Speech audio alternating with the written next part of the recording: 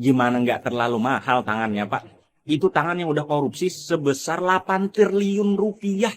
Gila sih, Pak. Kasian daerah-daerah terpinggirkan yang belum terjamah internet, malah dananya dikorupsi. Aduh.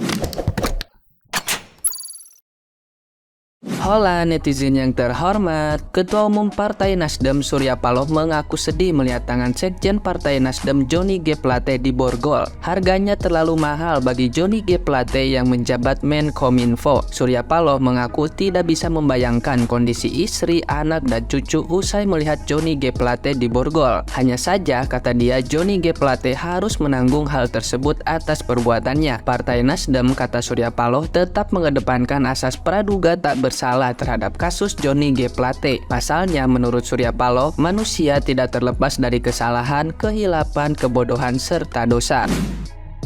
Ya, kalau tidak ada pendalaman lebih lain atau menemukan bukti-bukti yang lebih memberatkan, ya semakin sedih lagi kita.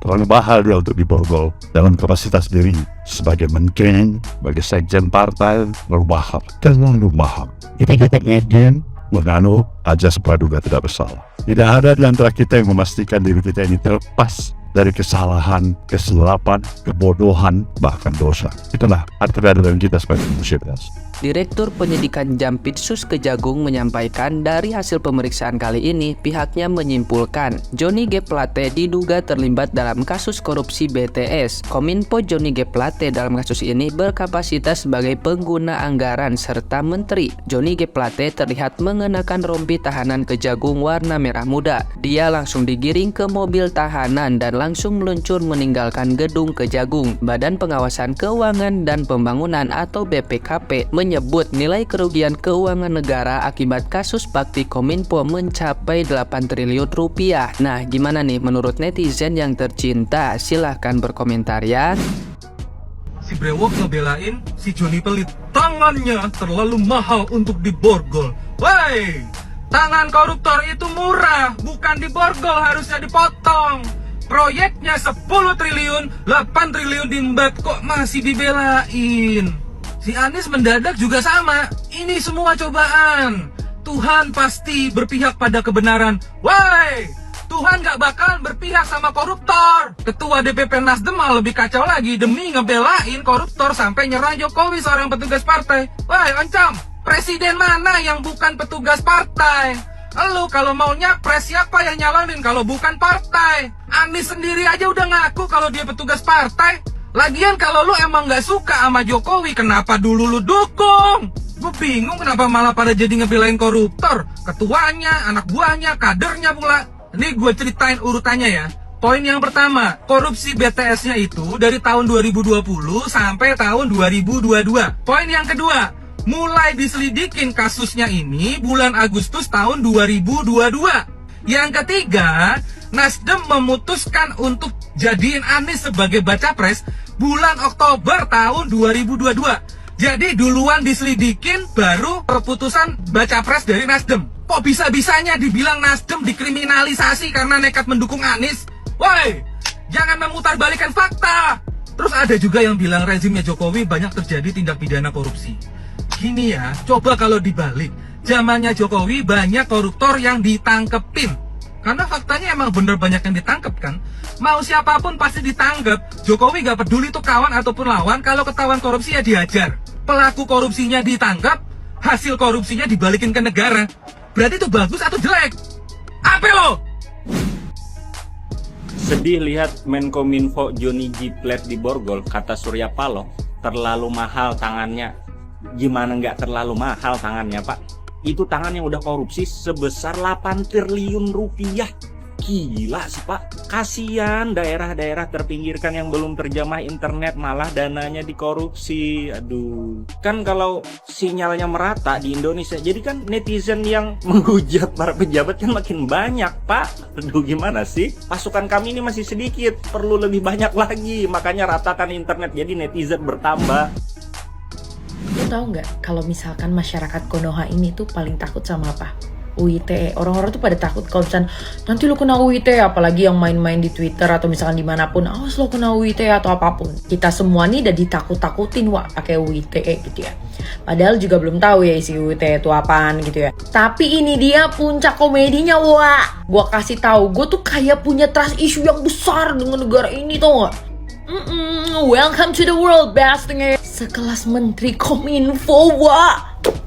Menteri Kominfo, wah. Gue gak tahu nih negara Konoha nih kapan majunya ya, Wak ya. Demi apapun juga di bumi, cuy. Menteri Kominfo, cuy. Kita kayak UITE segala macam kita diurusin. Kita yang rakyat jelata ini giliran mengkritik pemerintah, semua orang turun ke bawah, ya. Tapi beginian baru ketahuan nih. Kenapa baru sekarang nih? Dia jadi menteri udah dari zaman SBY nih. Mohon maaf aja. Aduh, udahlah kalau udah korupsi udah gue bilang. Korupsi lagi, lagi-lagi korupsi. Heran gua, padahal udah banyak pelaku tindak pidana korupsi ini yang sudah diberikan sanksi dan hukumannya. Tapi ini ternyata tidak memberikan efek jera. Malah bagi sebagian mereka itu dijadikan acuannya. Itu tandanya apa? Kalau menurut gua itu berarti hukuman yang diberikan sama keuntungan melakukan tindakan pidananya itu nggak seberapa. Berarti besaran cuannya kan daripada sanksi dan hukumannya. Padahal ya mereka itu sebelum menjabat sudah disumpah atas nama Tuhan dan kitab suci bahwa mereka mau mengabdi dan berbakti kepada negeri. Ujung-ujungnya mereka memperkaya diri sendiri. Kalau Tuhan dan kitab sucinya aja dikhianati, apalagi kita yang ibaratnya cuma cacing kremi. Kalau sanksi dan hukuman ternyata tidak menimbulkan efek jera, berarti undang-undangnya seharusnya direvisi. Tapi bagaimana mau ngerevisi undang-undang? Orang yang bikin undang-undang aja juga masih mata duitan. Menteri Kominfo Johnny G. Plate telah ditetapkan sebagai tersangka dan langsung ditahan oleh Kejaksaan Agung dalam kasus korupsi BTS ya, yang menurut Kejaksaan Agung telah merugikan negara 8,2 sekian triliun. Waduh, luar biasa. Dari proyek yang 10 triliun itu berarti hampir 80% lebih kalau benar itu kerugian negara yang disebutkan oleh Kejaksaan Agung. Luar biasa kejahatannya ya. Ini merupakan menteri kelima ya di era Presiden Jokowi yang terkena kasus rasuah ya. Mana kita ketahui bahwa sebelumnya pernah ada Menteri Olahraga Imam Nahrawi, juga Menteri Sosial Idrus Marham, juga kemudian ada Menteri Edi Prabowo dan juga ada Menteri Julian Batubara ya. Dan ini merupakan kelima ya Menteri pembantu Presiden yang terkena kasus korupsi. Dan menariknya kasus ini satu-satunya yang ditangani oleh Kejaksaan Agung adalah Johnny G. Plate ya. Yang keempatnya itu kan ditangani oleh KPK setahu saya ya. Dan ini juga kasus yang melibatkan menteri di era Jokowi adalah kerugian negara yang paling terbesar ya, yang saya tahu sekitar 8 triliun lebih ya. Nah, menarik rekan-rekan sekalian karena ini menjelang Pilpres gitu loh kan. Banyak juga pendapat-pendapat mengatakan bahwa sebenarnya ini terkait dengan intervensi politik dari pemerintah, misalnya apakah ini murni penegakan hukum, kita tidak tahu ya. Tapi saya berhusnuzon bahwa proses ini tidak ujuk-ujuk ya, tapi sudah memulai proses-proses yang cukup panjang gitu loh. Tapi ya kalau masyarakat berpendapat lain itu sah-sah saja gitu kan. Apalagi ini masa-masa ya dimana suasana Pilpres sudah sangat terasa ya. Nah, yang menarik juga yang disampaikan oleh Kapus Penkum Kejagung bahwa akan terus mengejar menelusuri aliran dana yang katanya juga ya ada partai politik yang kecipratan daripada kasus ini ya. Wallahu alam, kita nggak tahu siapa partai itu, tapi kalau kita melihat partainya Johnny G. Plate itu adalah partai Nasdem. Tapi kita lihatlah. Ya, jadi begitu rekan-rekan sekalian, memang korupsi masih merajalela, apalagi ini sangat prihatin dilakukan oleh pembantu presiden. Ya, kita kawal terus perkara ini, kita lihat endingnya nanti seperti apa. Oke guys, Assalamualaikum warahmatullahi taala wabarakatuh.